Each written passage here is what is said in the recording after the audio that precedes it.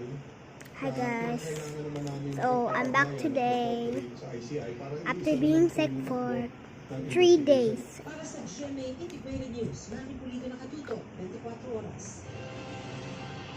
Lumabas na may ghost project. I know I need a mic, but I don't have any mic. So I'm just telling you guys that I'm back. So hi.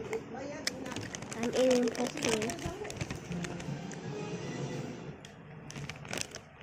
Ultimo sa health centers, may mga nabayaran pero hindi na proyekto. Yan ang ibinunyag ni Health Secretary. This is different. This is Pepero. And there's another one of Pepero.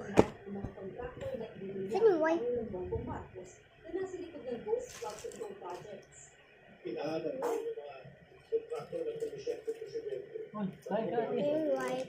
Nakumain ka na ba? Isa nabayaran na. Ate, kasi pagkain mo? Mayroong pansit. Ha? Kasi pagkain mo? O, doon ako, sa lamesa. Kinain mo, kaya Pansit, Mama, pansit lang. Mama, wait lang kasi nagbibideo ako eh. Pagdating ito kinain. Mama, nagbibideo naman ako nun. Sorry. There was a facility na mayroong contractor, nabayaran siya Makakain din ako eh. tapos nakuha na magkaroon Kaya nang balat mo. tapos. So, nabayaran. They're not allowed to walk away. There's no such thing.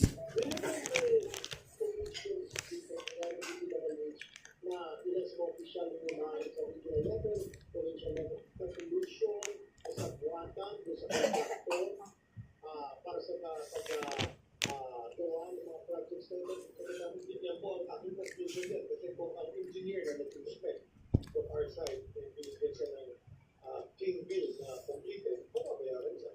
Kasi hindi naman may issue kung hindi bibigyan ng inspection na clearance. So, yun ang side ko na hindi sila pagkakasabayaran. So I'm gonna be ending the video here, so bye guys. Magamit ang maintenance central sanitarium sa Zamboanga na pinagdatan ng Department of Health, St. Gerard Construction na pagmamayari ng mga diskaya. Bye.